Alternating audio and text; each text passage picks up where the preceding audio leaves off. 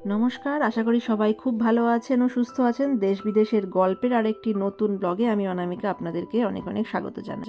আর বন্ধুরা যারা এখনও আমার চ্যানেলটিকে সাবস্ক্রাইব করেনি তাদের কাছে অনুরোধ করব চ্যানেলটিকে সাবস্ক্রাইব করে আমার পাশে থাকার জন্য। আজকের যে ভিডিওটা শেয়ার করতে চলেছি, যে বলাটা ভুল হবে, আজকে বেশ অনেকগুলো ভিডিওর সংমিশ্রণ আপনাদেরকে দেখাতে চলেছি। তো এই সময় আর কি উজানদের স্কুলে সামার ভ্যাকেশন চলছিল, আগের ভিডিওতেই বলেছি।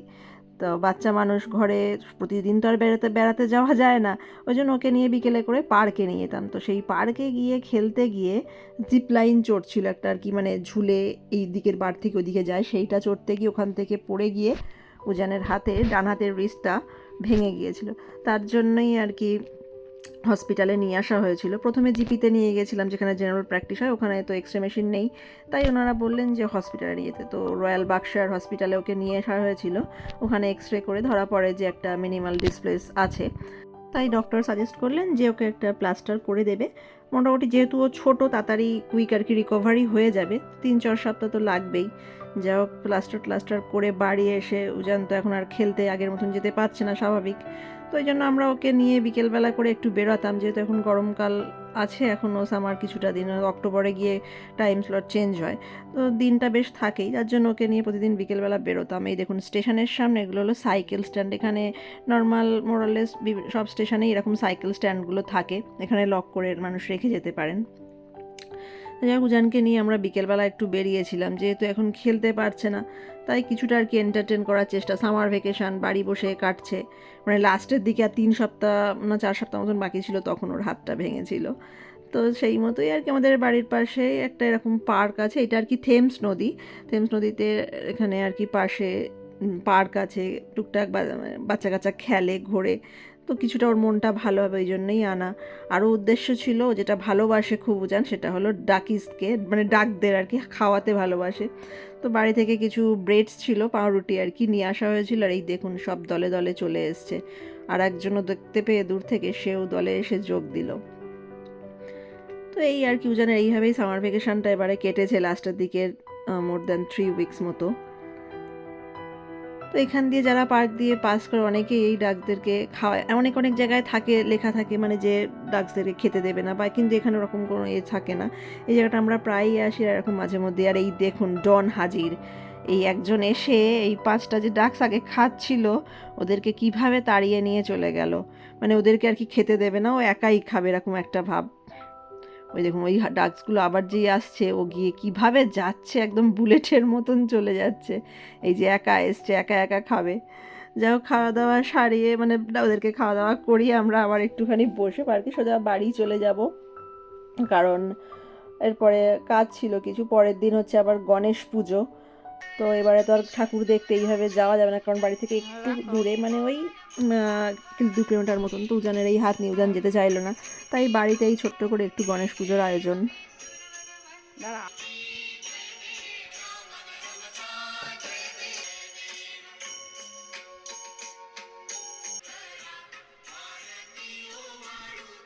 ओम गण गणपताय नमः नमः श्री सिद्धिविनायक नमः नमः अष्टविनायक नमः नमः गणपति बप्पा मोरिया मंगल मूर्ति मोरिया।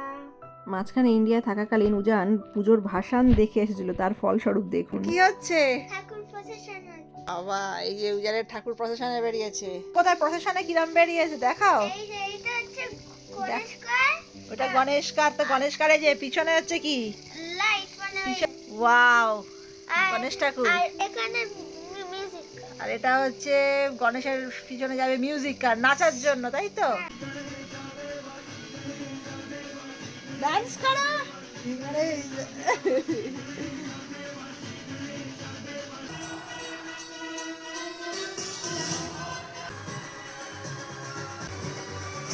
দেখতেই পাচ্ছেন উজানের ঠাকুর বেরিয়ে পড়েছে প্রসেশনে।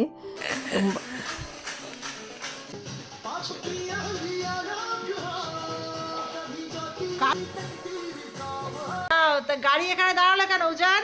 এখানে শুধু ফার্স্ট লেখা না, একটু সবাই ডান্স করবে। প্রসেশনের ডান্স হবে। কে কে ডান্স করবে? উজান আর কে? উজান আর পাপা। চলে যাও। নাচো ভালো করে।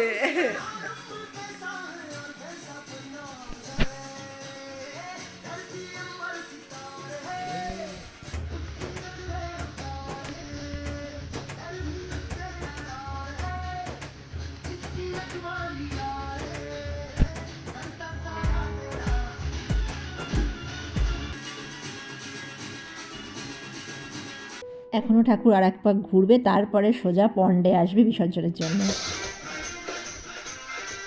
আসো আসো ডান্স।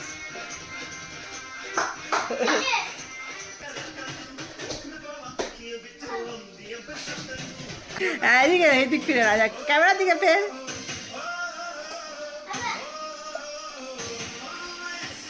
নাচো নাচ, ঠাকুর চলে এসছে, ব্যাস ওখানে এনাফ এনাফ।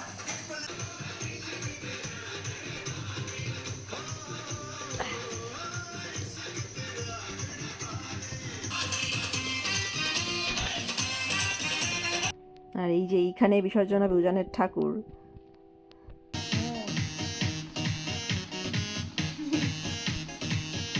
চলো ঠাকুর বিসর্জন করে দাও। আস্তে আস্তে ঠাকুর সব খোলো। 1 2 3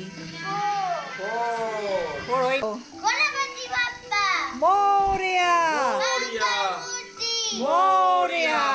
সোজা করে।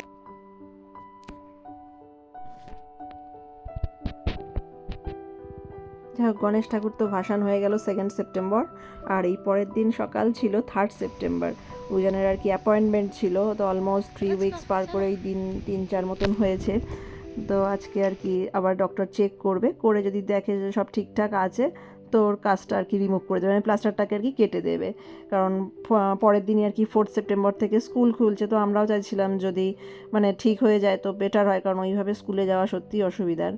তো উজানও বেশ হ্যাপি আর কি, এতদিন ধরে এরমভাবে হাত নিয়ে রয়েছে, আজকে যদি খুলেও দেয়। তো কিছুক্ষণ আমরা এই চাইল্ড সেকশন এখানে আর কি ওয়েট করলাম।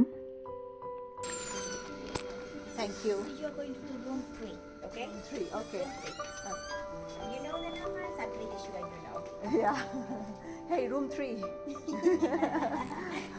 You're worried about the Yeah. class, isn't it? Have a seat and then Yeah. will be the room. Okay, তো thank you. ভদ্রমহিলা আমাদেরকে এখানে বসতে বললেন, এখানে এই ডক্টর আসবেন, এসে ওকে চেক করবে। তো দেখে যদি সব ঠিকঠাক লাগে তাহলে আজকে ইউজানের কাজটা রিমুভ হবে। তো ডক্টর এসে দেখেও গেলেন, এবার নার্স এসে আর কি কাজটা রিমুভ করবে।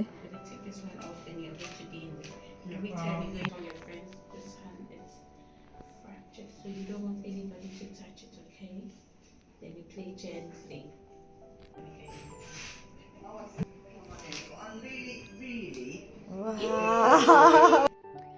তো যেহেতু এটা সরকারি, এখানে সরকারি হসপিটালই, আর ভাবে তো প্রাইভেট হসপিটাল ওইভাবে হয় না, একমাত্র ডেন্টাল আর আই ছাড়া ন্যাচারালি প্রাইভেট হসপিটাল হয় না। যাই হোক, পরের দিন নেক্সট ডে ছিল 4 সেপ্টেম্বর, উজানের স্কুল খুলেছিল, আর তারপরে একদিন গ্যাপ দিয়ে 6 সেপ্টেম্বর ছিল আমাদের এখানে গণেশ পুজোর বিসর্জন। তো তারই জন্য টাউন সেন্টারে বেরিয়েছিল প্রসেশন, বেশি নাই কিছুটা রাস্তা প্রসেশন করে, তারপরে ওরা গাড়িতে করে সোজা পার্কে নিয়ে যায়, কারণ পার্কের ওখানেই যে পার্কটাতে আগের দিন আমরা হাঁসকে খাওয়াতে গিয়েছিলাম, ওই পার্কটাতেই পাশ দিয়েই আর কি আপনাদের মানে টেমস নদী বয়ে গেছে, তো ওখানেই গণেশ ঠাকুর বিসর্জন দেওয়া হয়। তো এইখানে প্রসেশন করে এবার পার্কে এসে সবাই একটু যা মজা করে নিয়ে তারপরে এই যে গণেশ ঠাকুরের আরতি হবে, হয়ে ঠাকুর হয়ে যাবে বিসর্জন।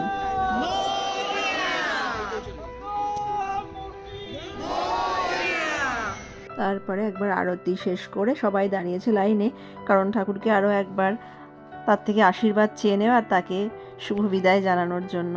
তো এইখানে সবাই নমস্কার করার হয়ে গেলে তারপরে ঠাকুরকে বিসর্জন দেওয়া হবে টেমস নদীর জলে। তো বিসর্জনের আগে সবাইকে ওনারা বড়া পাও আর লাড্ডু দিয়েছিল, যতজন ছিল সব বাইকেই দিয়েছিল। যাই হোক, আমরাও সেখান থেকে বঞ্চিত হলাম না, সবাই মিলে এনজয় করলাম।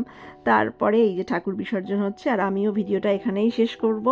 তো আশা করি ভালো লাগলো, সবাই ভালো থাকবেন, সুস্থ থাকবেন, দেখা হবে পরের আরেকটি নতুন ব্লগে নতুন কোনো ভিডিও নিয়ে।